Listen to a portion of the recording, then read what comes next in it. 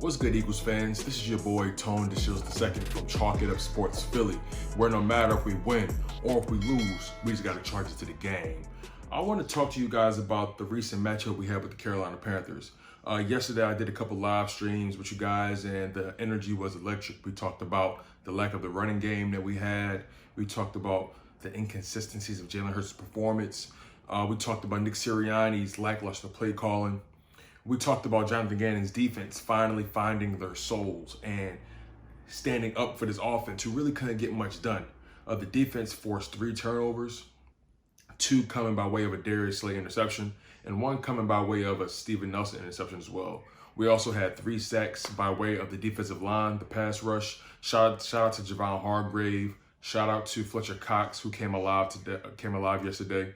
And shout out to Josh Sweat, who came alive yesterday as well. Got his first sack of the season. He would have had 2, but the one from last week got waved off due to a penalty.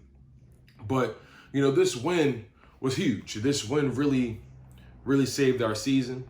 And it kind of gave us a baseline for how good we are or how good we could be in the face of adversity. The Carolina Panthers, they were a 3-1 team. They beat the Houston Texans. They beat the New Orleans Saints.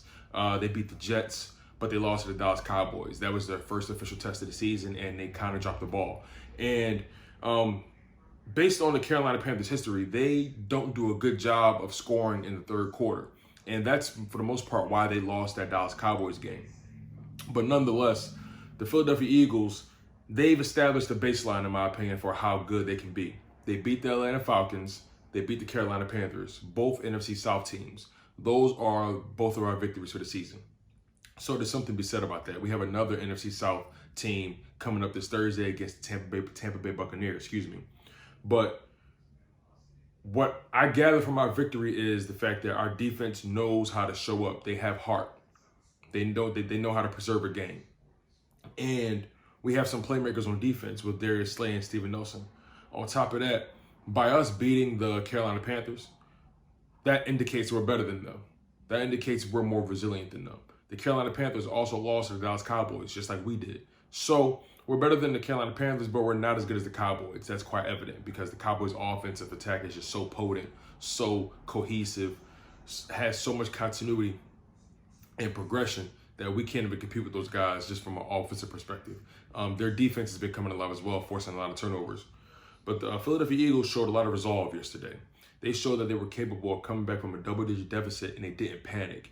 Now, granted, some things did go our way. The Carolina Panthers had some costly penalties that set them back, and on top of that, the defense bailed out the offense on multiple occasions. We also had a pump block by way of T.J. Edwards, which was recovered by Sean Bradley. So I want to give the defense their credit for yesterday. Without the defense, we would have never came through in this game. Also, shout out to Avonte Maddox as well. Avonte Maddox had a key pass deflection on Robbie Anderson in the end zone that would have made the score 17-3. And at that point, we're playing from behind. It's a 2-touchdown game, and that completely alters the game plan, and that makes us deviate away from what we could potentially do to win this game. That would have completely neutralized the run game, but then again, we don't have a run game, so it makes no difference. But nonetheless, we did a good job showing resolve. We did a good job coming through in this game and giving the offense a shot to win. The offense came through in the second half, scoring 2 touchdowns by way of a Jalen Hurts run. The first one was a quarterback sneak. The second one was a read option play. So again, the defense came through, but the offense needs to find a way to be much more consistent. It's too often that one week we're able to put up 30-plus points, then the following week we can't even figure out who we are. Nick Sirianni needs to do a better job of scheming his players open. He needs to do a better job of just play calling in general.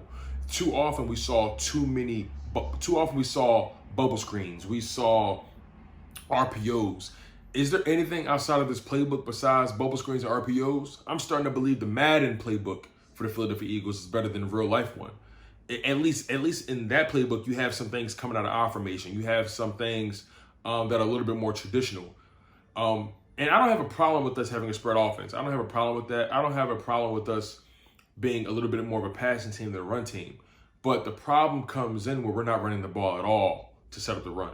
I personally feel that our skill set as a team is more conducive to the run. We're built more so to run, which can then make it easier for play action, make it easier for Jalen Hurts to find guys open, and it always keeps the defense off balance. The defense usually knows what we're going to do. It's either a bubble screen or RPO, and after a while, those guys start to get hit to that. Whenever you saw Jalen Hurts getting more into a traditional offense, whenever you saw him in the hurry up, it seemed like he was a little bit more productive.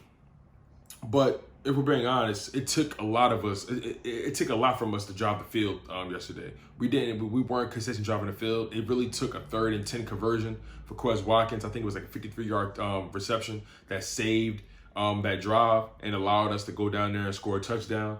And then it took a punt block from the special teams to set us up for a short field to give us a touchdown. So the Eagles had a tough time.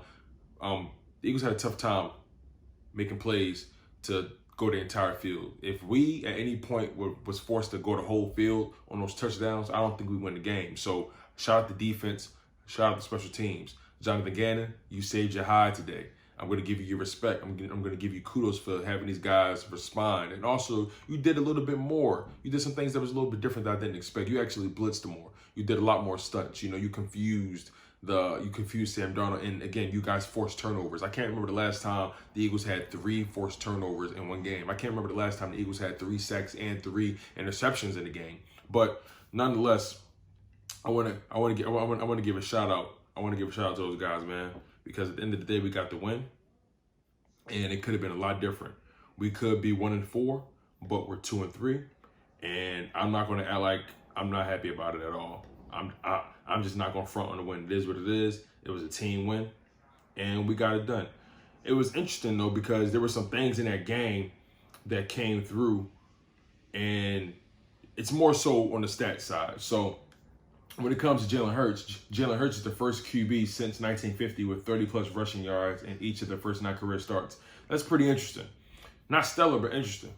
And then when it comes to Devontae Smith, it says Devontae Smith has surpassed DeSean Jackson for the most receptions by a Philadelphia rookie wide receiver in their first 5 games since 1960.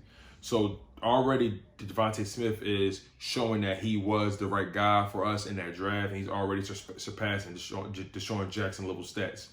Then Fletcher Cox has surpassed Hugh Douglas for the 4th most sacks by a Philadelphia Eagle since 1982. And then also Javon Hargrave. Javon Hargrave is the first Philadelphia player with 6+ sacks in the team's first 5 games of the season since Jason Bateman. So the team is making strides. The team has things to hang their hat on, but we have to get the offense going. We need to play complementary football. We need to have situations where the offense and the defense is working hand in hand to give us the victory. But I don't want to be long-winded. I'll leave it at that. We got the win, 21-18, a comeback thriller. Shout out to Jalen Hurts for coming through when it mattered most. Shout out to Steven Nelson for catching the game-clinching interception.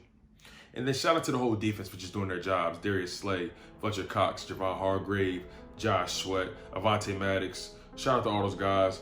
Nick Sirianni, once again, I'm still not convinced by you, but I'm expecting more from you. I'm expecting more creativity. I'm expecting you to take the training wheels off and allow Jalen Hurts to throw the ball in the intermediate, for him to throw the ball between the hash marks, between the numbers, and it's straight like that. I'm your humble host, Tone DeShields II from Chalk It Up Sports Philly, where no matter if we win or if we lose, we just got to charge it to the game. One love, stay humble, stay healthy, and most importantly, stay hungry. Fly Eagles fly.